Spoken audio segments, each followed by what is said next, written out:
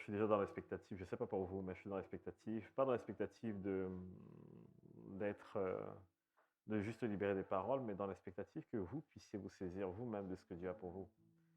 Donc ne soyez pas en mode consommation ce matin. Je suis venu m'asseoir et écouter ce que mon Père veut bien me dire. Non, soyez vraiment proactif dans votre âme ce matin. Et vous dire, je veux saisir des choses. Je veux me laisser transformer. J'accepte de laisser la parole de Dieu bousculer ma perception des choses, bousculer ma vision des choses. Parce que je veux que le royaume de Dieu soit établi. Donc voilà, ce matin, soyez violents, saisissez-vous de la parole. Et n'hésitez pas à noter vos questions. Je suis sûr qu'il y en a toujours des questions. Le but n'est pas qu'on aille dans des débats théologiques. Si vous venez devant moi, je suis honnête, hein, si vous venez devant moi avec une attitude du style « je suis pas d'accord », je vais vous dire « bon, ben c'est pas grave, vous restez si vous voulez, mais on va pas débattre ». Mais si vous venez en me disant « j'ai quelque chose qui me pèse sur le cœur parce que je veux comprendre », oui, je vais prendre tout le temps qu'il faut pour vous expliquer. Donc faisons attention à notre attitude, les uns envers les autres, avec la présence de Dieu. Mais soyons aussi dans la liberté. S'il vous plaît, ne soyez pas de bons cathos, de bons protestants ou de bons luthériens, orthodoxes, je ne sais pas quoi. Soyez des enfants. Soyez des enfants du Dieu très haut. Et moi, j'ai pour habitude de dire que on nous a appris à prier avec des protocoles, vous savez, de dire qu'on entre dans la présence de Dieu avec un protocole, il faut faire comme ça, il faut reciter 3 fois le « Je vous salue Marie » ou je ne sais pas trop quoi. Et moi, quand les gens viennent me voir, j'ai envie de leur dire « Jetez ça à la poubelle ». Je ne manque de respect à personne, mais comprenez-moi. Ceux qui ont des enfants ici savent. Quand vous dites par exemple à un enfant « On va à Disney demain », à 5 heures du matin, il oublie qu'il n'a pas le droit d'entrer dans la chambre. Il vient, il pousse la porte avec le pied, il saute sur le lit. « Maman, papa, réveille-toi, t'as promis qu'on ira à Disney. » L'enfant n'a pas cette notion du cadre ou de toutes les limitations qu'on nous met. Mais tout le temps, on nous dit qu'on est enfant de Dieu, n'est-ce pas? Et c'est étrange, parce que bizarrement, on nous dit qu'on est enfant de Dieu, et quand on s'approche de Dieu, on ne s'approche pas comme des enfants, on s'approche d'un parent. On s'approche plus comme des serviteurs d'un maître. Et ça, c'est absolument ce qu'il ne faut pas faire. La raison pour laquelle l'Église a perdu sa puissance, c'est parce que l'Église a perdu la notion de notre Père. Et l'Église est partie dans notre Dieu. Au monde, il s'est révélé comme Dieu. Aux chrétiens, il s'est révélé comme le Père. Et tant que nous sommes encore dans la dimension de Dieu, on n'a pas encore saisi ce qui est pour nous et ce qui est à nous. Jésus dit que le serviteur n'héritera pas avec l'enfant. Et l'apôtre Paul reprend cela. Il dit, ceux qui viennent comme des serviteurs ne vont pas hériter avec les fils. Le serviteur, on lui donne ça, son salaire, on lui dit, vas-y. Le fils, on lui donne un héritage. Et mon souhait, c'est que ce week-end, vous vous comportiez comme des enfants, pas comme des serviteurs, pas comme des esclaves, comme des enfants. J'ai aussi envie de vous dire que si vous avez un problème avec votre père ou votre mère naturelle ou votre belle-mère ou je ne sais quoi, mettez ça de côté, c'est pas Dieu. Mettez ça vraiment de côté. Ne laissez pas vos blessures personnelles vous empêcher de vous saisir de ce que Dieu a pour vous. Ne vous dites pas, j'ai trop souffert, pourquoi tout ça m'est arrivé, pourquoi le mal sur la terre, pourquoi... Sortez de cette doctrine philosophique, c'est un plan de l'ennemi juste pour vous distraire. Parce que si vous voulez qu'on fasse de la philosophie, ne vous inquiétez pas, je suis calé sur le sujet. Mais ce n'est pas l'objectif. Pour me présenter un peu, vous avez vu mon nom sur le flyer ou dû entendre parler, donc je ne vais pas revenir sur mon nom. J'ai 32 ans. Dans un mois, presque un mois, non, pas presque un mois, dans un mois, quasiment jour pour jour, j'aurai 33 ans, l'âge de Christ. Je vais essayer d'atteindre les 34 parce que, non, j'ai bon espoir que j'irai très loin. J'ai dit au Seigneur, je veux vivre psaume 91, tu me rassasieras de longs jours. Je vais te rassasier de jours. J'ai pas envie de partir tôt, je vais te rassasier. J'ai envie de dire au Seigneur, j'ai combattu le bon combat, j'ai gardé la foi, la couronne de vie m'est réservée. J'ai envie de dire au Seigneur, je suis prêt. Et qu'est-ce qu'il faut savoir d'autre sur moi? Je suis responsable spirituel dans une petite assemblée, je dis petite, mais ce que cette assemblée fait m'impressionne moi-même, parce qu'on est 80 membres à peu près, un peu 70. Mais les événements comportent des événements 400 personnes, voire plus. Et des fois, je dis au Seigneur, mais c'est étonnant. On a ce petit groupe de personnes, mais de voir l'impact. Moi, c'est pour ça que j'ai cette conviction qu'on n'a pas besoin d'être une église de 2000 pour changer le monde. Pas besoin. Jean-Luc Trexel, c'est une de nos inspirations. Et Jean-Luc Trexel, son église a Oran à 600 personnes. Et Jean-Luc Trexel, récemment, il a rempli un stade de 28 000 places. Et ce n'est pas une question de lui, hein. C'est juste que quand Dieu est avec vous et que le Seigneur veut faire quelque chose au travers de vous, ce n'est pas une question de combien vous êtes. C'est une question de à quel point, quand les gens viennent, vous les amenez dans cette présence de Dieu où les personnes se saisissent de ce qui sont à elles. Et c'est ça qui est le plus important. C'est pour ça que quand je parlais avec Matthieu, j'ai dit à Matthieu, pour une âme, je me déplace. On ne sait jamais ce que les gens vont devenir. Je vais vous parler un peu de Todd White, juste pour vous encourager. Je ne sais pas si Todd White est connu ici, mais il est connu dans les grands milieux évangéliques et dans les grandes conventions mondiales. Et Todd White, c'est un ancien toxico, alcoolo, tout ce que vous voulez. Il a touché à tout. C'est un monsieur blanc avec des dreadlocks. Et voilà, c'est le gars, quand vous le voyez, vous dites c'est le hippie par excellence. Sauf que beaucoup de gens ne savent pas que voilà, Todd White est passé par cette vie vraiment de débauche, de dépravation. C'était juste horrible. Et un jour, il y a un pasteur qui s'appelle Dan Moller qui voit Todd White et qui est vraiment pris de compassion pour lui. Et qui lui dit, tu vas plus dormir dans la rue, viens dormir dans l'église. En contrepartie, tu nettoies juste l'église et tu surveilles l'église. C'est tout ce que je te demande. Et Todd White vient dormir dans l'église et pendant 10 ans, Dan Moller prend soin de Todd White. Il lui apprend à connaître le Seigneur, il le baptise, il sert dans l'église, il nettoie et ensuite il commence à prendre soin des groupes. Ensuite, il commence à faire des petites choses dans l'église, il grandit, il devient responsable dans l'église. Il se réconcilie avec sa femme qu'il avait quittée. Sa femme était choquée parce que le jour où il revient à la maison, il dit à sa femme, je vais rencontrer le Seigneur. Sa femme dit non, toi, jamais. Et sa femme voit ce qu'il est devenu et il se réconcilie. Son témoignage est juste extraordinaire. Aujourd'hui, si je dis à quelqu'un qui est Dan Moller, je ne pense pas que beaucoup de personnes savent qui est Dan Moller. Dan Moller, c'est un pasteur d'une église de 1000 personnes. Todd White, c'est quelqu'un qui touche plus d'1 million de personnes par an. Donc, pour une âme, je me déplace. On ne sait jamais ce qu'une âme va devenir. Personne ne misait sur Todd White. Et aujourd'hui, cet homme est en train d'évangéliser l'Amérique du Nord, mais avec une force. Le nombre de personnes qu'il a déjà amenées à Christ, c'est impressionnant. C'est impressionnant. Le nombre de guérisons qu'on a déjà vues, c'est impressionnant. J'ai vu une de ses conférences récemment où il a prié pour les personnes qui avaient des tendances suicidaires. Et il y a des personnes qui sont venues témoigner en disant qu'elles se scarifiaient. Et pendant la prière, même les marques de scarification ont disparu, c'est-à-dire Dieu effacé jusqu'aux cicatrices. Ça, c'est ce qu'un homme qui s'est juste radicalement laissé transformer par Dieu est capable d'accomplir. Et je vous dis, c'est un toxico. Donc si Dieu peut se servir d'un toxico, je n'ai aucun doute que Dieu peut vous utiliser pour changer là où vous êtes. Voilà pourquoi une âme suffit à me faire me déplacer, si j'ai le temps. Et autre chose qu'il faut savoir avec moi, c'est que je suis quelqu'un qui suis passionné par connaître et comprendre comment les choses fonctionnent. J'ai un doctorat de physique. Je travaille aujourd'hui dans l'informatique. Je suis passionné par les sciences humaines, tout ce qui est sociologie, et ainsi de suite. Passionné par la théologie. Passionné d'histoire à cause de mon père, parce que j'ai pas le choix. Il me mettait devant des émissions d'histoire des géos quand j'étais petit. Donc forcément. Passionné par les animaux. J'ai déjà soigné des animaux sans avoir reçu une formation. Ma vie, c'est une question de passion. Mais vous savez ce qui est drôle, c'est qu'une fois qu'on rencontre le Seigneur, on se rend compte qu'on peut être aussi intelligent qu'on veut. Ça fait pâle figure devant ce que Dieu est capable de faire. Et aujourd'hui, quand je me présente devant les personnes, je ne me présente pas comme ce gars qui a tous ses diplômes et qui a toutes ces reconnaissances qu'il a dans le monde. Je me présente comme le Fils de Dieu. Et pour moi, c'est la plus grande reconnaissance que je puisse jamais avoir. Donc voilà ce qu'il faut savoir sur moi. Donc aujourd'hui, approchez-vous avec assurance de moi, mais aussi du trône de la grâce. Donc soyez totalement détendus. C'est votre fils, frère, ami qui vous parle. C'est pas le pasteur. Donc soyez vraiment détendus. Et le but de ma présence ce week-end, c'est pas de venir vous remplir la tête de choses, parce que je ne trouve pas l'intérêt de faire ça. Je sais que j'aime enseigner énormément, mais ce week-end, j'ai vraiment envie d'activer des personnes. J'ai envie que vous repartiez avec quelque chose que vous allez pratiquer, que vous allez développer. Et que la prochaine fois qu'on refasse un événement comme ça, que vous veniez, mais avec plus de monde, en disant, viens, on va te montrer ce que c'est que de vraiment marcher dans ton identité en Christ.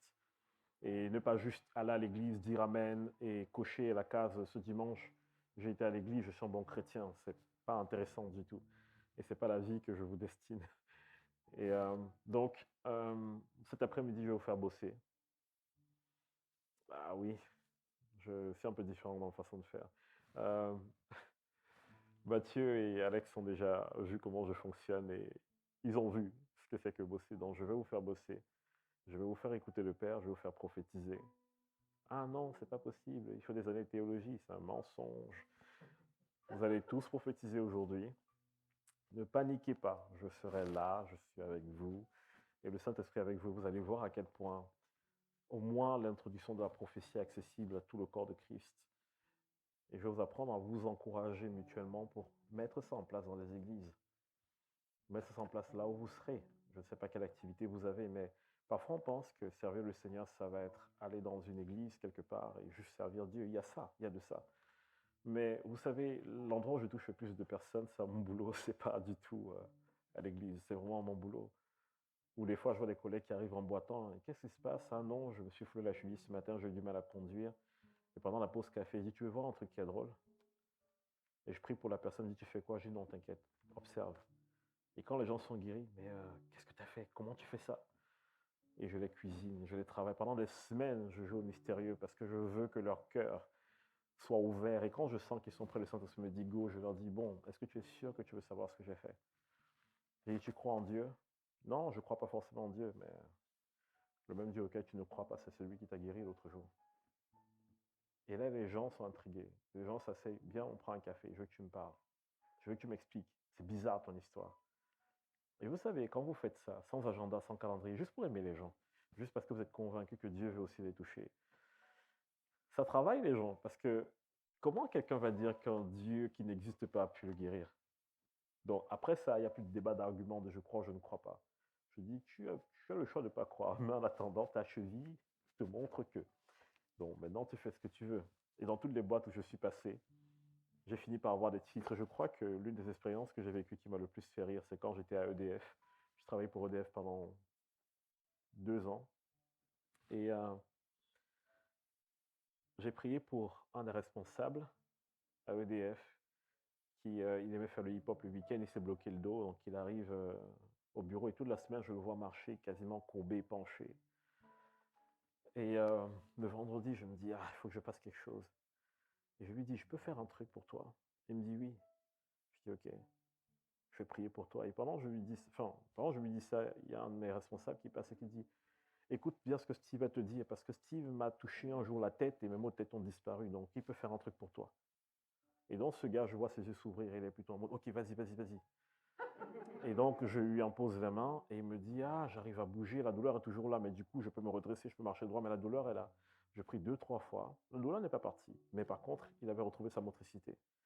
Je lui ai dit, écoute, repose-toi, et je suis convaincu que Dieu va continuer ce qu'il est en train de faire. Et il me regarde bizarrement. Il arrive lundi au bureau, il me dit, je suis rentré, je me suis mis au lit, je me suis réveillé, samedi matin, plus rien. J'ai pu faire ma compétition de hip-hop samedi après-midi. Et il me dit, mais ton truc est génial. Et je lui dis, bon, ben super. Il me dit, par contre, il y a ma responsable qui est arrivée avec le cou bloqué. Tu veux pas qu'on fasse quelque chose pour elle? Je dis, ah, c'est cool ça, un de mes responsables qui dit à sa responsable. Je me suis dit, bientôt, je vais prier pour le PDG d'EDF à ça. Et donc, on va dans le bureau de la responsable. Et j'arrive, elle me dit, ah, je t'attendais. Je dis, waouh, ok, comité d'accueil. Elle me dit, il y a 2 personnes qui m'ont dit que tu as un truc. Je dis, c'est possible, mais je ne contrôle pas toujours le truc. Donc, tout ce que je peux faire, c'est faire ce que je sais. Et on va voir ce qui va se passer. Elle me dit, ok, fais ton truc. Et je pose juste la main sur elle et je prie dans mon cœur. Et à un moment donné, je me retourne, je vois tous les collègues avaient penché la tête au travers de la baie vitrée pour voir ce qui se passait. Et après, je lui dis, comment tu te sens? Elle me dit, non, j'ai toujours mal. Je peux un peu plus bouger, mais j'ai toujours mal. Je me dis, oh Seigneur, c'est dommage, j'aurais voulu une guérison complète. Et elle me dit, mais tu fais quoi au fait? Je lui dis, je suis pas sûr que. Elle me dit, non, je te donne le droit d'en parler. Tu fais quoi? Il faut que tu me dises. Et donc, je lui parle rapidement de ce en quoi je crois, de qui en quoi, en qui j'ai cru. Et cette dame me dit, ok, je comprends. Le lendemain, elle arrive au bureau, sans son attel. Elle me dit, c'est passé un truc. Je dis, quoi? Je suis allé chercher ma fille à la crèche. Elle a couru vers moi, elle a sauté dans mes bras et machinalement, j'ai voulu la prendre. Et quand je l'ai portée, je me suis rendu compte que j'avais plus mal, j'avais plus rien. Elle me dit, je sais pas si c'est ce que tu as fait qui a marché, mais en tout cas, je vais mieux. Je dis, ah, si tu savais. Et quelques jours après, je suis dans l'open space au boulot.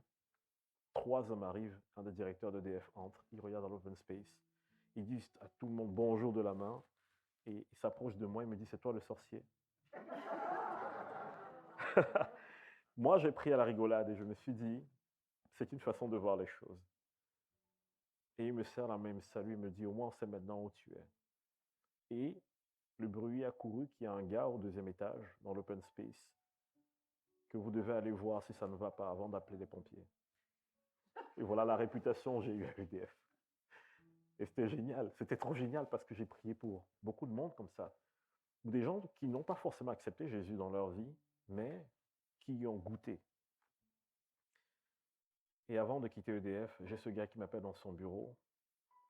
Il me dit, écoute, quand j'étais petit, j'allais à l'église avec ma mère, j'étais catho, je me suis éloigné de Dieu, j'ai eu plein de difficultés, je crois en Dieu, mais c'est pas évident. Et il me dit, il y a quelque chose chez toi qui m'intrigue. Je veux que tu me parles du Dieu que tu connais. Parce que le Dieu que je connais n'est pas comme ça. Je lui dis, ok, on a pris 1 heure, je vais parler de Dieu.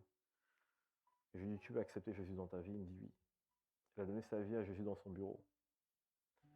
Et quelques jours après, j'apprends juste qu'il va à l'église, sa femme s'est convertie, enfin, transformation radicale.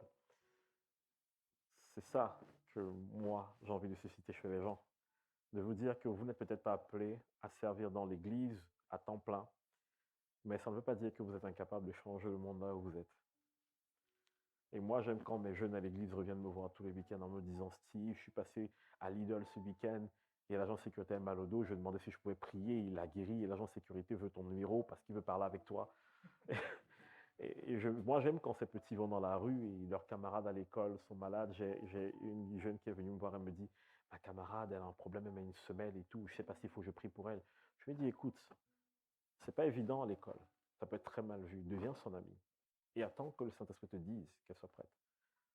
Et elle va parler avec cette fille. Au bout de quelques jours, cette fille lui dit, t'as un truc, t'es différente.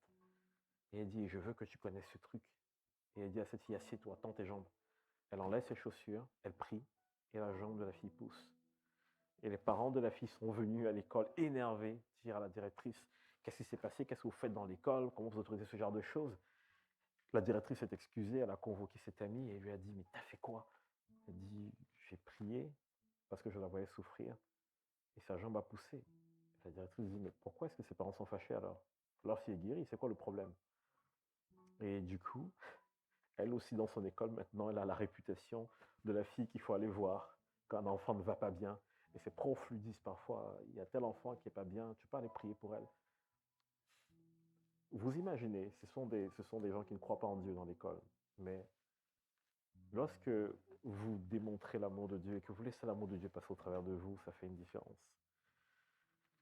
Vous allez toucher beaucoup plus d'âmes que vous n'imaginerez.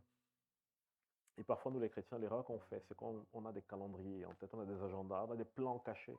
Sortez de ça. Vous savez, Jésus, quand il se levait le matin, Jésus n'était pas en train d'essayer absolument de dire, ok, je dois convertir 3000 personnes aujourd'hui. C'était pas comme ça que Jésus fonctionnait. Jésus était en train de dire, je vais aimer qui aujourd'hui? Qui est-ce que je vais aimer? Et Jésus trouvait toujours quelqu'un à aimer.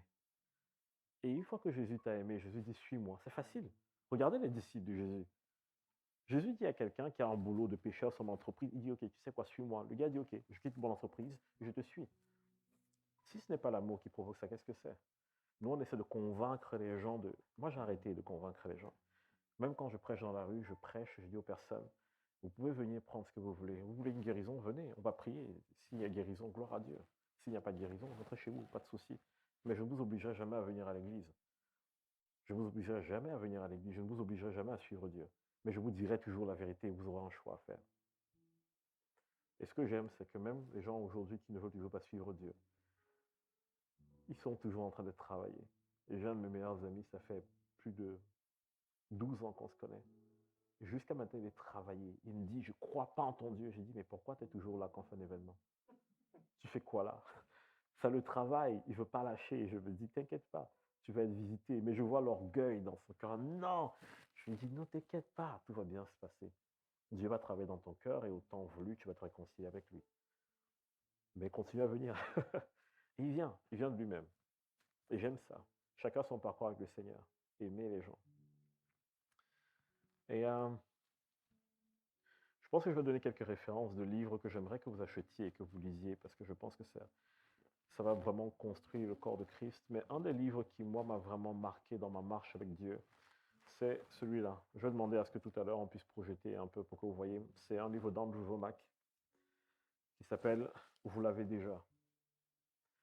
Et je vous assure que quand vous allez finir ce livre, vous allez être choqué. Vous allez vraiment être choqué parce que vous allez vous dire, il y a vraiment tout ça en moi.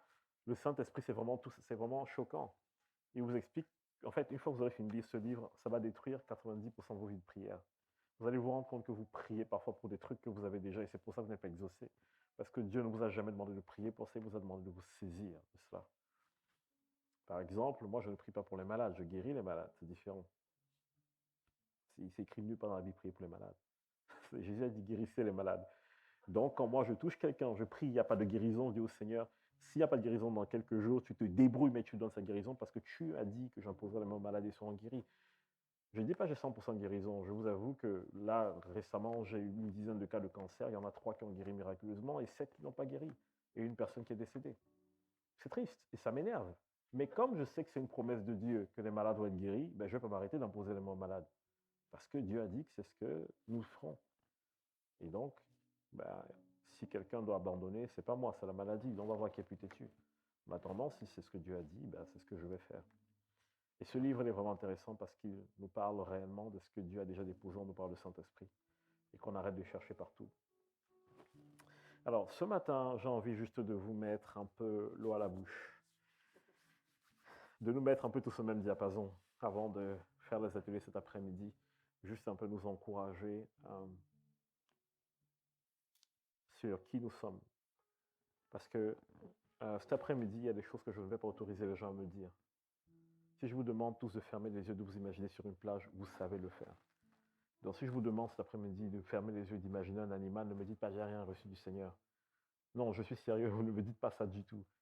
Parce que je crois qu'on vous a menti pour beaucoup d'entre vous sur comment Dieu parle. Parce qu'il y a des gens qui croient qu'il y a un trône qui va descendre du ciel, les éclairs, le tonnerre. Non, je vous dis tout de suite, si c'est ça que vous attendez, vous perdez votre temps, ça ne se passera pas comme ça. Généralement, Dieu va parler avec une voix qui vous est très très familière, la voix de votre conscience. Généralement, vous allez avoir une petite voix qui vous parle, vous allez dire non, ça ne peut pas être Dieu. Si, justement, justement. Et donc cet après-midi, on va faire appel à beaucoup de choses. Dieu a créé votre cerveau pour que votre cerveau le serve. Et Dieu se sert énormément de votre imagination pour vous parler. Sinon, comment Dieu vous parlerait dans des rêves? Et donc, cet après-midi, on va bosser avec votre imagination. Et vous allez apprendre à créer un endroit propice dans votre propre tête pour que Dieu vienne vous visiter.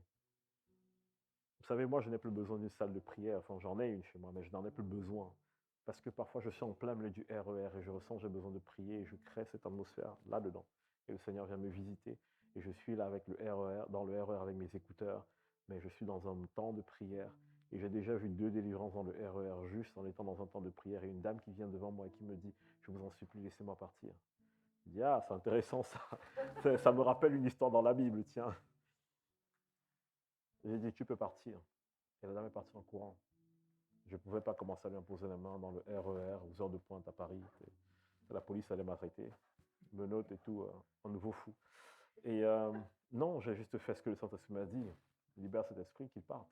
J'ai libéré, il est parti. Et j'ai envie de vous dire à quel point servir Dieu me semblait compliqué, complexe. C'était une souffrance, une pénitence. Et un jour, Dieu m'a dit, écoute, jeune homme, tout ça, qui t'a appris ça? C'est moi? C'est écrit dans la Bible quelque part? Non, pourquoi tu fais? Pourquoi tu te flagelles? Pourquoi est-ce que tu t'imposes de reciter telle chose 10 fois pour te... Il faut arrêter ça en fait. Si le pardon de Jésus à la croix n'est pas suffisant pour expier ce que tu viens de faire, ce n'est pas tes prières qui vont expier cela. J'espère qu'à la fin de ce week-end, votre vision de Dieu, votre mentalité aura radicalement changé. Parce que ce que vous ne savez pas, c'est que vous êtes tous des petits Jésus en puissance, mais vous ne le savez pas du tout. Et la Bible dit que le peuple périt faute de connaissance, pas à cause du péché, pas à cause de manque d'onction, faute de connaissance. Ce n'est que la connaissance de la vérité qui débloque tout dans la vie. Donc, première chose que je vais poser ce matin comme vérité, c'est parler un peu de la puissance de la grâce. Et je sais que dans certaines assemblées où je suis parti, j'ai prêché sur la grâce. À la fin, le pasteur est venu me voir en me disant, ne reviens plus jamais ici. Mais c'est pas grave. Je dis, tu es béni. Et d'ailleurs, il y a un pasteur qui m'a dit, ne reviens pas. Le dimanche d'après, il m'a appelé, il me dit, j'aimerais te réinviter. Je fais, ah bon, qu'est-ce qui s'est passé? Il me dit, quand je suis retourné à l'église, toute l'église s'est fâchée contre moi. Et on a dit que si je ne te réinvite pas, c'est moi qui ne reviens pas. J'ai dit, Seigneur, tu es très drôle. Tu es très, très drôle. Et c'est pas pour me vanter, mais c'est juste que quand vous entendez le message de la vérité, vous voyez la différence que ça fait dans votre vie. Vous la voyez. Il y a beaucoup de bons prédicateurs, beaucoup de gens éloquents. Mais combien de fois vous êtes allé à une assemblée et vous avez entendu une parole, vous êtes rentré chez vous et vous avez senti que vous avez été radicalement transformé? Combien de fois? Et je ne suis pas en train de dire que vos enseignants ou vos prédicateurs sont mauvais. Je suis en train de vous dire que souvent, on est tellement en train de prêcher sur nos propres efforts, sur nos propres capacités à faire les choses, qu'on perd de vue en fait l'œuvre de la croix. Pourtant, tout passe par la croix. Et c'est pour ça que je parle de la puissance de la grâce. Si vous lisez, je vais juste donner les passages rapidement pour qu'on gagne un peu en temps. Dans Galates 2, 21, il y a quelque chose qui est vraiment fondamental qui est écrit. Voici ce qui est écrit. Je ne rejette pas la grâce de Dieu, car si la justice s'obtient par la loi, Christ est mort en vain. La loi, c'est quoi? La loi, c'est l'ensemble des doctrines juives que les premiers chrétiens ont voulu suivre. Dieu a dit non, non, c'est pas comme ça que j'ai prévu les choses. Pourquoi? Parce que si vous lisez le livre de Romains, le livre de Romains donne la fonction de la loi. Le livre de Romains dit que la loi est venue afin que le péché soit condamnable. Ça veut dire qu'à chaque fois que vous essayez de vivre votre vie sur la base de vos œuvres, de votre perfection, je dois faire ceci, je dois faire comme ça pour m'approcher de Dieu. Chaque fois que vous vivez votre vie avec des listes pour toucher le cœur de Dieu, vous êtes jugé au travers de ces listes-là. C'est ça qu'on appelle la loi. Vous vivez sous la loi. Le problème de vivre sous la loi, c'est que il vous est impossible de recevoir pleinement de Dieu. Parce que vous-même, vous vous jugez au travers d'une performance. Pourtant, Jésus est déjà mort à la croix pour ce dont vous avez besoin. Donc, quand Dieu veut vous donner gratuitement, mais que vous vous approchez de Dieu en voulant obtenir de lui, par vos propres œuvres, en fait, vous n'y arrivez pas. Vous savez pourquoi? Dieu n'a pas changé. Et quand vous lisez un peu l'histoire d'Israël, vous lisez un peu ce qui se passe dans la Bible, personne ne s'est jamais approché de Dieu sans lui donner quelque chose en retour. Jamais. Les Juifs, lorsqu'ils venaient devant Dieu pour demander pardon ou bien pour plaider leur cause, ils amenaient toujours un sacrifice. Toujours. Et ça n'a jamais changé jusqu'à maintenant. Ils amenaient un sacrifice.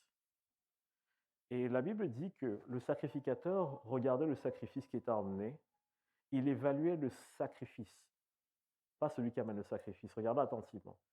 Donc lorsque par exemple une personne venait pour le pardon de ses péchés, on n'évaluait pas la personne, mais son sacrifice. Et si son sacrifice était jugé digne, la personne était pardonnée. Il y avait des critères qu'il fallait respecter. Donc, Dieu évalue qui? Le sacrifice ou le pécheur? Bien sûr qu'il évalue le sacrifice. Maintenant, la Bible dit dans Hébreu que Jésus est l'agneau qui a été sacrifié pour nous. Ça veut dire qu'à chaque fois que vous vous approchez de Dieu avec vos propres œuvres, vous êtes en train de dire à Dieu, ce que Jésus a fait n'est pas suffisant pour que je touche ton cœur. Parce qu'en réalité, si vous vous approchez au nom des œuvres de Christ et non pas au nom des vôtres, qui est-ce que Dieu évalue? Les œuvres de Christ ou les vôtres? Voilà pourquoi on peut avoir accès à tout gratuitement. Parce qu'à chaque fois qu'on s'approche de Dieu, Dieu nous juge au travers de Christ. Et Dieu dit, Christ a été trouvé digne, dont je te donne ces choses. Mais si nous venons devant Dieu avec cette attitude de j'ai pas assez prié, j'ai pas assez jeûné, j'ai pas assez, Dieu va dire, continue, cours toujours. Cours toujours, tu n'auras pas ce que tu veux. Aujourd'hui, beaucoup d'entre nous en tant que chrétiens sont devenus ce que j'appelle des pharisiens, on ne s'est pas rendu compte. On pense que c'est à force de belles prières, à force de plein de choses, qu'on arrive à toucher le cœur de Dieu.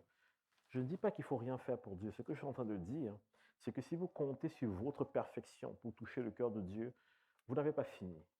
Vous n'avez pas fini d'essayer. C'est en perd temps. Et plus vite vous allez accepter ce que je viens de dire, et plus vite vous allez voir la gloire de Dieu se manifester dans votre vie. Si vous voulez encore essayer par vos propres efforts, bon courage. On se voit de l'autre côté de la rive. Regardez l'Ancien Testament. Combien de personnes dans l'Ancien Testament sont sans péché et sans faute? Aucune. Pourtant, quand vous lisez Hébreux 11 les cite comme les héros de la foi, n'est-ce pas? Combien d'entre elles étaient parfaites? Aucune. Abraham a vendu sa femme 2 fois, hein. Il a donné sa femme 2 fois pour être sauvé, pour qu'on ne le tue pas.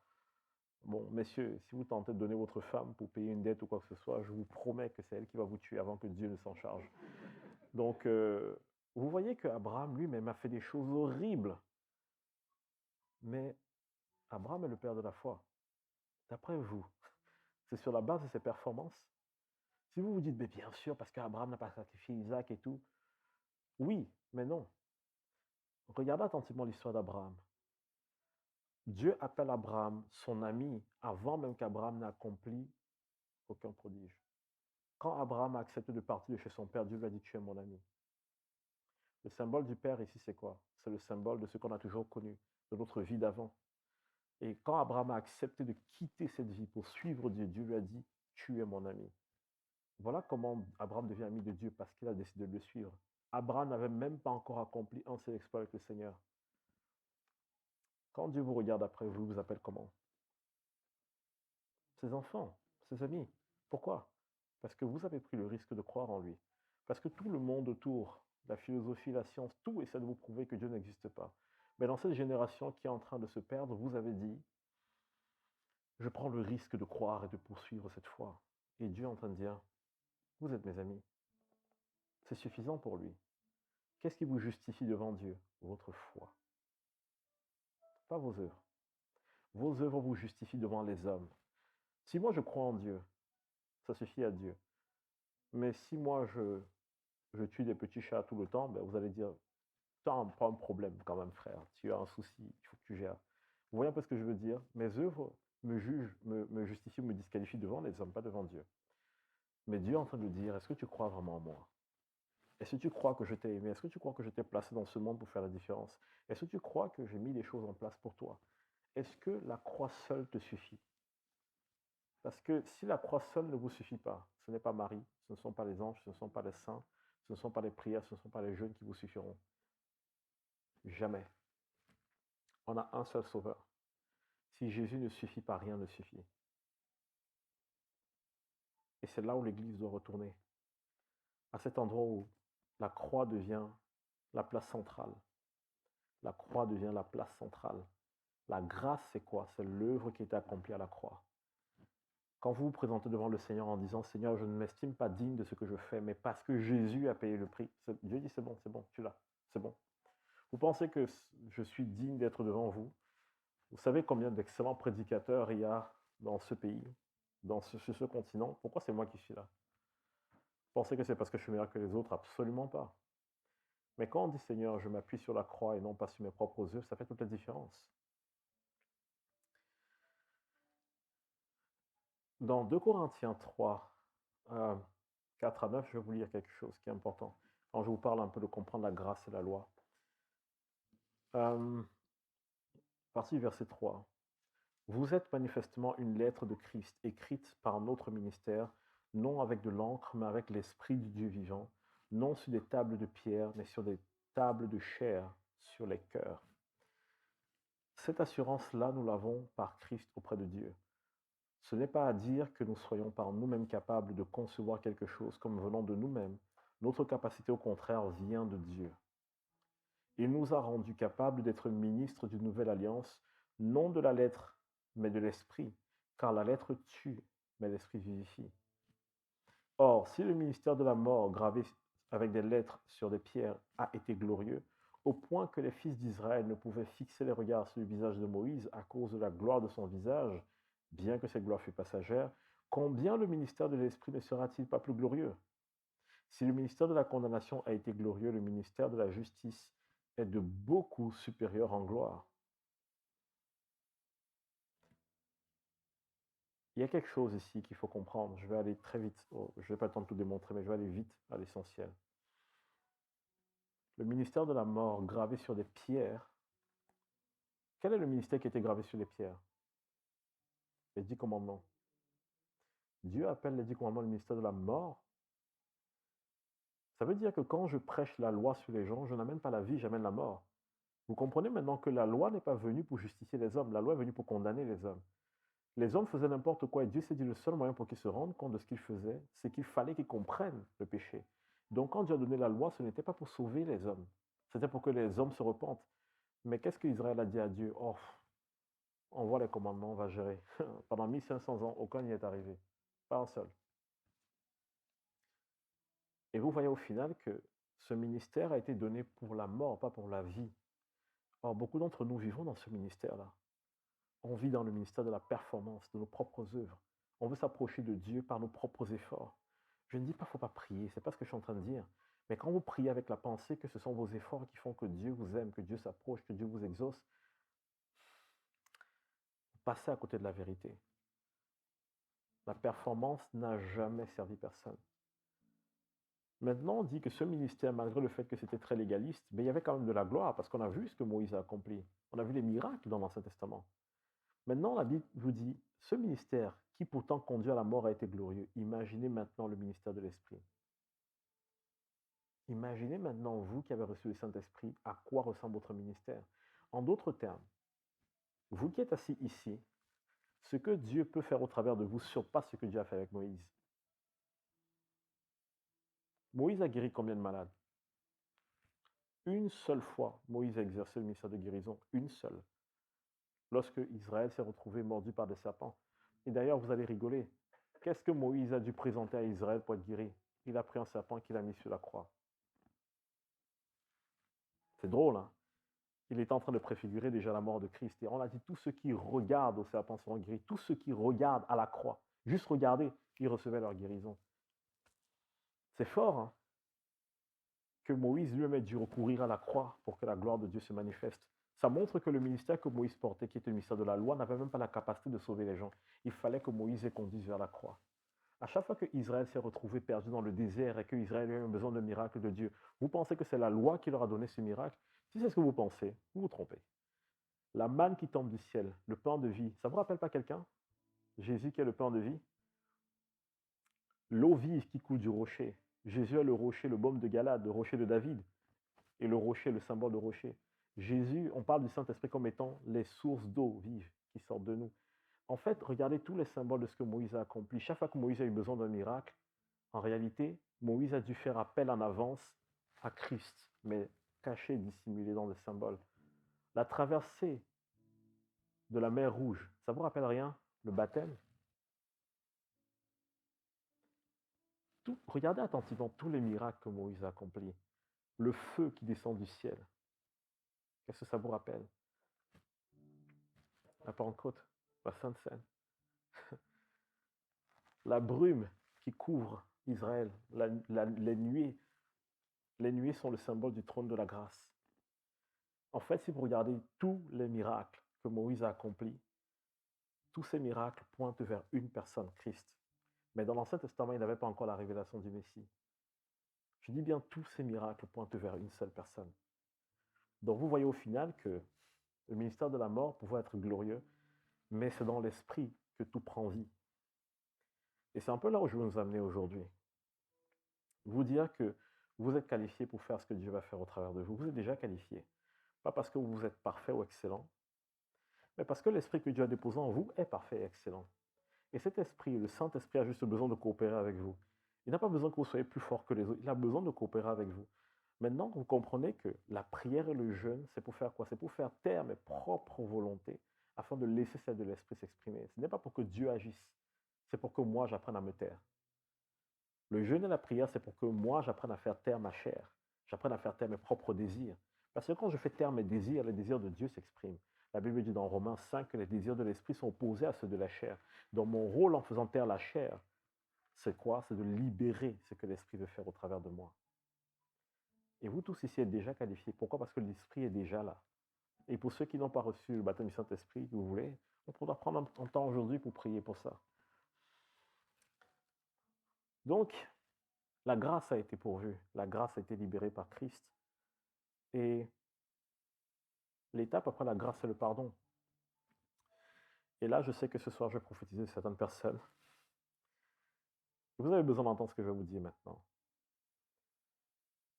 Imaginez toutes les choses que vous avez faites Et donc, vous ne voulez que personne ne soit au courant.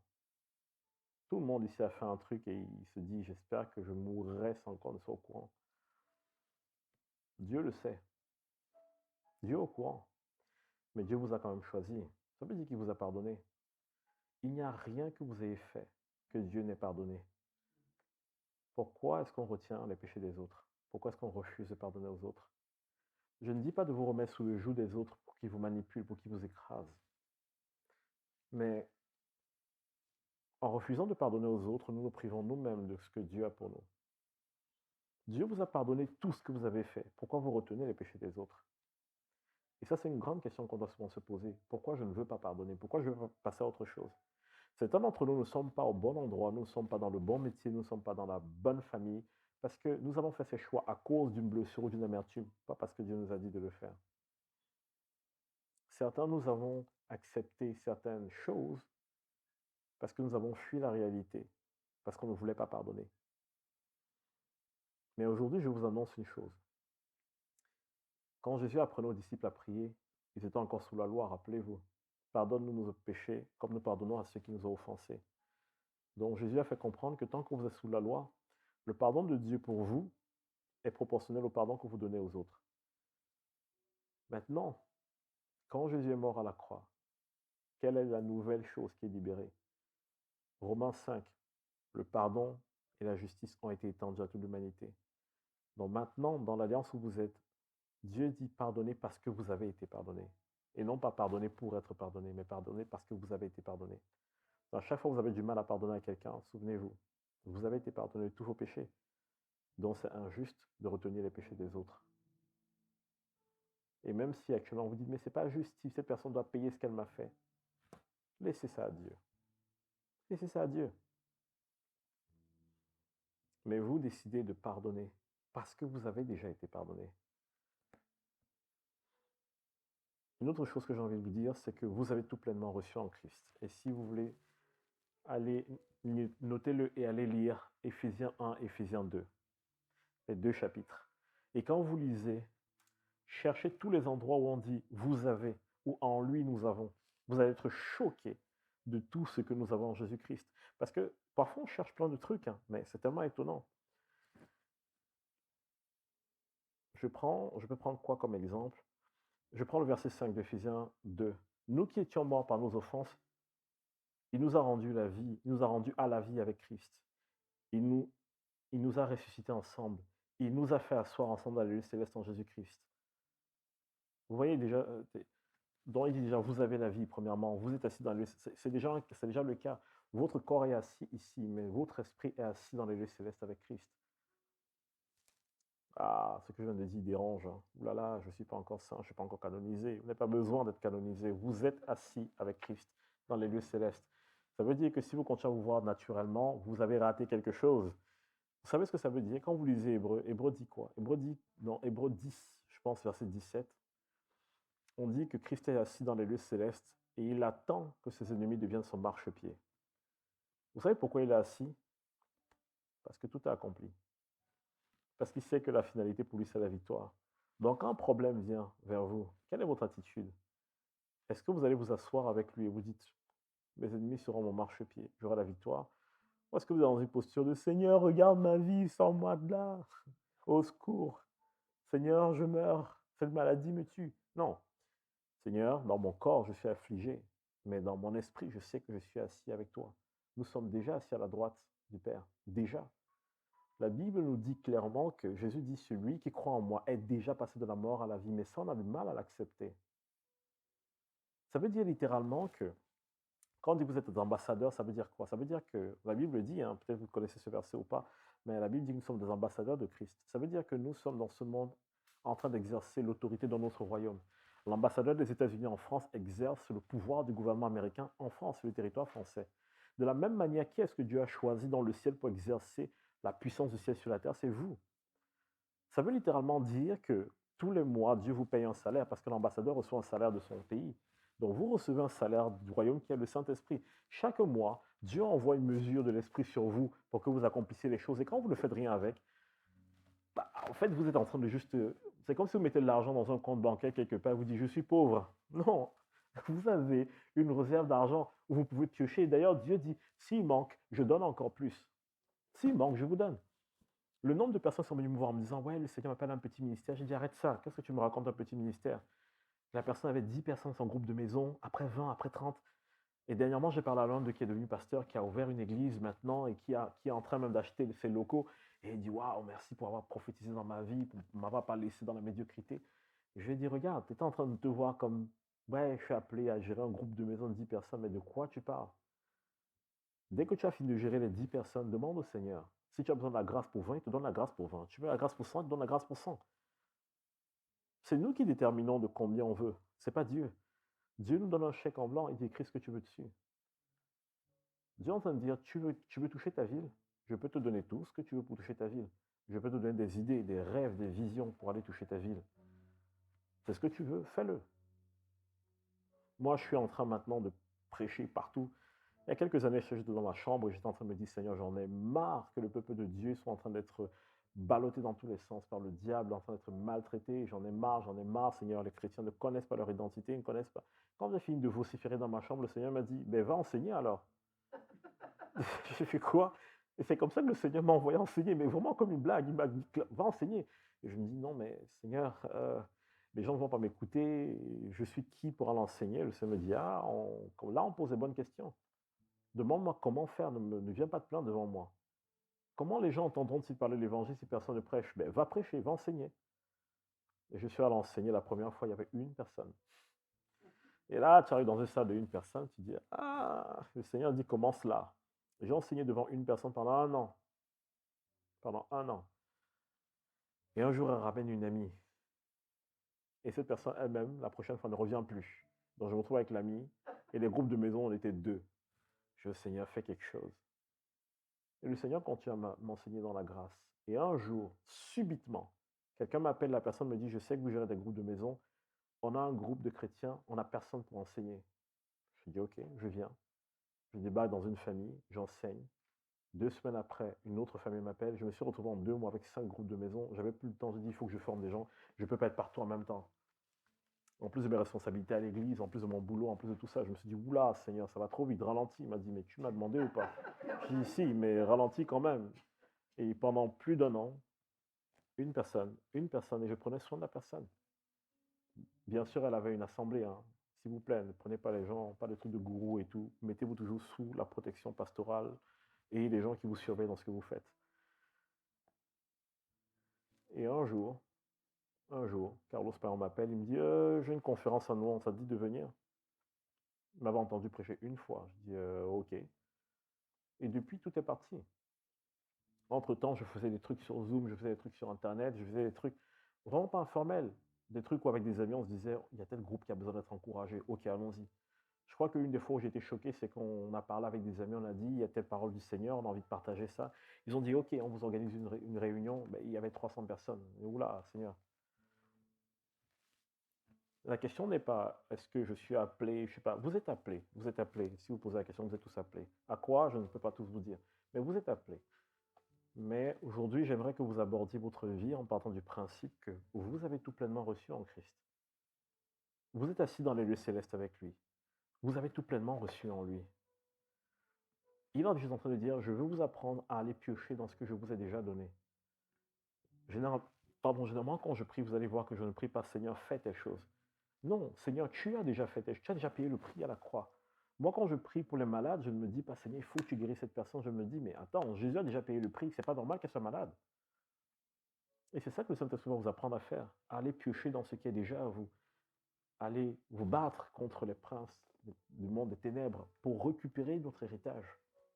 Et non pas être en train de supplier, d'être dans les pleurs et la lamentation, le ministère des larmes, j'appelle ça le ministère des larmes. Je ne dis pas qu'il ne faut pas pleurer dans la présence de Dieu, mais je vous en supplie, la supplication, ce n'est pas un ministère. Passer par notre vie à nous réfugier quelque part pour prier, Seigneur, fais quelque chose. Non, Dieu va te dire, sors de là. Ta voisine est en train de souffrir en face. Quand tu vas faire tes courses, achète-lui 2, 3 trucs, encourage-la, aime-la. Un jour, elle viendra te demander pourquoi tu l'aimes autant et tu vas lui dire, un jour, quelqu'un m'a aimé et ça m'a appris à aimer. Et ce quelqu'un, c'est qui? Vous allez lui donner une Bible. Et elle va lire la Bible. Parce que votre vie est un témoignage. Et je termine juste sur 2 questions. Première des questions, comment vous voyez Dieu? Parce que ça va être très important pour la suite. Comment est-ce que vous voyez Dieu? Parce que, comment dire, quand vous lisez votre Bible vous donne la parole de Dieu, pas la tonalité de la voix de Dieu. Ça veut dire que la tonalité de la voix de Dieu vient de notre imagination. Si je viens devant Alex et que je lui dis, franchement, t'es un gars génial, je pense que ça va le toucher, il va dire, ah, c'est cool, il ne me connaît pas, il me trouve génial, c'est bien. Mais si je viens devant lui et je dis, tu sais que t'es génial, hein? Il va dire, oui, bon, quand même, calme-toi, voyez un peu. Donc, la tonalité, c'est ce qui vient de notre imagination. Et qu'est-ce qu'il y a dans notre imagination? Nos expériences de vie. Donc, si je ne laisse pas mon expérience de vie être sanctifiée par la parole de Dieu, je risque de regarder les gens avec le regard de mon expérience plutôt qu'avec le regard de Dieu. Prenez un peu cette illustration. Si je prends de l'eau minérale et que je mets dans un verre propre, l'eau ne perd pas, on va dire, de ses caractéristiques. Imaginez que si je rajoute des gouttes de sirop dedans, l'eau devient opaque. Imaginez que votre cœur, c'est le verre. Vos expériences, ce sont les gouttes de sirop. Et la parole de Dieu, c'est l'eau. Si vous mélangez la parole de Dieu avec vos propres expériences, vous risquez de donner la bonne parole avec le mauvais cœur. Vous allez recevoir de Dieu des choses et au lieu d'encourager le peuple de Dieu, vous allez plutôt les détruire, les démolir. J'ai plein d'amis prophètes, quand ils me parlent, je leur dis, vos trucs, là, vous faites ça avec les autres, pas avec moi. Parce que vous savez très bien que si vous voulez écouter le Seigneur pour me casser, je peux faire pareil avec vous. Et mes amis prophètes n'essaient même pas de mal prophétiser sur moi parce qu'ils savent que je vais les reprendre. Et d'ailleurs, quand je suis à une conférence et j'entends un prophète parler à une certaine personne, si j'estime que ce n'est pas la bonne tonalité, je vais le voir, je lui dis, tu n'as pas représenté fidèlement Christ, et ce n'est pas normal ce que tu fais. Parce que certains sont blessés et ils blessent à leur tour. J'ai une personne qui est venue me voir, je termine là-dessus, une personne qui est venue me voir et qui me dit, écoute, j'avais peur de me présenter devant le Seigneur et tout, mais la prédication que tu as faite m'a touché et du coup, je veux quand même que tu me donnes les paroles de Dieu, je suis prêt à encaisser, je suis prêt à prendre tout. Et je le regarde, je lui dis, Dieu a tellement confiance en toi pour les finances. Il me regarde, il me fait, quoi? Je dis, si, Dieu te fait confiance pour les finances. Et il se met à pleurer. Il est choqué par ce que je suis en train de lui dire. Moi-même, je ne comprenais pas. C'est la parole que j'avais reçue pour lui. Et il me dit, en fait, je vole mes parents. Et là, je lui dis, je sais. Et pour lui, il me dit, mais comment tu peux me dire que tu sais et tu lui dis que Dieu me fait confiance pour les finances? Je lui ai dit, parce que mon rôle, ce n'est pas de te dire ce qui ne va pas, c'est de te dire comment Dieu t'a conçu et comment il te voit. Mon rôle, c'est de te rappeler qui tu es réellement en Christ. Dieu t'a appelé à être un intendant de ses richesses, pas un voleur. Quand je viens devant toi, si je ne te dis pas comment Dieu te voit, est-ce que ça va t'amener à aller vers Dieu? Non. Je ne suis pas là pour te dire ce que tu sais déjà. Tu sais que tu es un voleur. Tu sais que tu voles. Mais maintenant, la réalité, c'est quoi? Quel est le rôle du prophétique? C'est de révéler aux gens ce que Dieu pense d'eux, pas ce qu'ils font. Or, beaucoup de prophètes viennent juste pour relever les péchés des gens. Moi, je trouve ça nul. Et quand je vois un prophète faire ça, je lui dis, ah, si tu relèves le péché des gens, mais que tu ne donnes pas une parole d'encouragement derrière, tu n'as pas correctement représenté Christ. Prenez votre Bible et regardez Jésus. Regardez comment Jésus utilisait son don de prophétie. La femme syrophénicienne que Jésus rencontre au puits. Regarde, non, là, c'est plutôt samaritaine. La samaritaine qui rencontre au puits. Regardez ce que Jésus fait. Jésus arrive. Moi, j'aime tellement ça. Il arrive au puits, il dit à ses disciples, oh, je suis fatigué. Après, il leur dit, allez acheter quelque chose, allez, tous partez. Pourquoi Jésus les renvoie tous? Parce que Jésus sait qu'il va faire une rencontre et Jésus veut protéger l'image de cette personne qu'il va rencontrer. Regardez notre Jésus. Regardez son attitude de cœur. Deuxième des choses, il arrive au puits. C'est Jésus. Si Jésus veut que cette eau sorte pour entrer dans sa bouche, elle va sortir pour entrer dans sa bouche. Mais Jésus s'assoit au puits et Jésus lui dit, donne-moi à boire. Il sait qu'il s'adresse à une femme qui fait partie d'un peuple qui déteste les Juifs. Les Juifs insultaient les Samaritains. D'ailleurs, c'est pour ça que vous allez voir quelque part où Jésus dit qu'on ne donne pas la nourriture des enfants aux chiens. Parce que les Juifs avaient pour habitude d'appeler les Samaritains et les Syrophéniciens les chiens. Jésus avec cette femme, dont le peuple ne s'entend pas du tout avec les Juifs, et Jésus dit, donne-moi à boire. Et elle est choquée. Elle dit, mais comment toi, un Juif, peut me demander quelque chose comme ça? Jamais, vous êtes trop supérieur par rapport à nous. Vous nous prenez de haut tout le temps, et toi, tu te mets devant moi pour te soumettre et me demander quelque chose. Jésus a tellement de patience avec elle. Jésus lui dit, en fait, si tu savais qui je suis, c'est toi qui me demanderais plutôt à boire. Mais j'aime l'approche de Jésus. Jésus ne vient pas du tout avec une approche de supériorité. Jésus vient avec de l'humilité. il se met limite au niveau de cette femme, voire même en dessous d'elle. Il se met à son niveau. Et la femme dit, mais comment toi tu dis que tu me donneras à boire, tu n'as rien pour puiser. Et Jésus, il dit, ok, là elle a compris le naturel, maintenant je vais l'amener dans le spirituel. Va chercher ton mari. Et cette femme dit, je n'ai pas de mari. Jésus dit, je sais. Parce que celui avec qui tu es en train de vivre n'est pas ton mari. Tu as eu 5 maris, et celui avec qui tu vis n'est pas ton mari. Imaginez un peu cette femme. Imaginez son sentiment à ce moment-là. De se dire, en fait, cet homme, depuis le début, savait exactement qui je suis. Et si vous étudiez attentivement, cette femme est allée au puits à midi. Moi, j'ai vécu dans des zones sèches. On ne va pas au puits à midi. Le soleil cogne, il fait 45 degrés à l'ombre. On ne va pas au puits à midi, on va au puits très tôt le matin ou le soir, mais pas à midi. Donc, je suppose, c'est ma vision des choses, si cette femme est allée au puits à midi, c'est parce qu'elle voulait aller à une heure où elle ne rencontrerait personne. Parce qu'elle savait que tout le monde la pointerait du doigt. Et c'est là où Jésus a décidé d'être. Et regardez le discours qui continue avec cette femme. Jésus est en train de parler à cette femme avec une telle douceur. En fait, ce que Jésus essaie de lui faire comprendre, c'est que je te connais. Je te connais. Je dis, je te connais. Ne t'inquiète pas, je te connais. Mais je n'ai pas été dégoûté par toi parce que tu as déjà eu 5 maris. Je n'ai pas été dégoûté par toi parce que tu as peut-être brisé ton vœu et tu n'es plus vierge. Je n'ai pas été dégoûté par toi parce que tu as volé par le passé. Je n'ai pas été dégoûté par toi parce que tu as fait du mal à tes enfants. Je n'ai pas été dégoûté par toi parce que tu as fait toutes ces fautes. Mais si tu venais puiser chez moi, ce serait différent. Et à ce moment, cette femme comprend que dans le naturel, c'est elle qui a le seau d'eau pour donner l'eau à Jésus. Mais dans le spirituel, c'est Jésus qui a le puits pour la nourrir, elle. Une femme qui avait honte de se présenter en public devant les gens, elle court à la ville pour aller évangéliser, pour dire, venez voir un homme qui sait tout de ma vie. Imaginez, elle a oublié qu'elle ne voulait voir personne. Elle a oublié qu'elle avait honte de sa vie. Elle a oublié une rencontre avec Jésus. Elle a oublié son passé. Et voilà comment est-ce que Jésus se retrouve à prêcher devant les Samaritains. Et les disciples arrivent plus tard. Ah, on a trouvé à manger. Jésus dit, j'ai plus faim. Vous imaginez comment ça doit être énervant. Peut-être pour les femmes ici qui ont des maris capricieux ou le contraire, vous devez savoir ce que c'est. Genre, ah, mon chéri, quand il rentre tout le temps, il se plaint que la nourriture n'est pas prête. Bon, aujourd'hui, ce sera prêt. Il rentre, j'ai déjà dîné. Comment c'est énervant. Et en fait, c'est ce que Jésus leur a fait. Non, j'ai plus faim. Et Jésus leur a dit non, mais j'ai plus faim parce que voilà, je nourris les enfants et je suis bien. Ils ont dû se dire, mais de quoi il parle? Quels enfants? C'est quoi son délire? Et moi, c'est vraiment vers ça que je veux nous amener aujourd'hui. C'est dans cette atmosphère que je veux qu'on entre dans cette journée. Une atmosphère où vous êtes juste assis comme Marie au pied de Jésus en train de dire, oh Seigneur, ça fait tellement de bien de savoir que tu sais tout et tu ne me rejettes pas. Et non seulement ça, tu as gardé ton esprit en moi. Et ton esprit aujourd'hui va me permettre de vivre pleinement mon identité en toi. Et je vais vous dire quelque chose. La Bible dit que lorsque nous regardons Dieu face à face, nous sommes transformés en son image. Ce ne sont pas vos efforts qui vous transforment, c'est le fait de continuellement passer du temps avec Dieu et de le regarder face à face. C'est le cœur à cœur avec Dieu qui vous transforme. Ce n'est pas vos efforts. Si votre prière est là pour toucher le cœur de Dieu, elle ne marchera pas.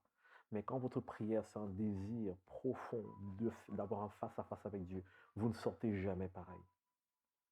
Quand vous contemplez Dieu face à face et que vous le voyez tel qu'il est, vous êtes transformé selon son image, l'esprit.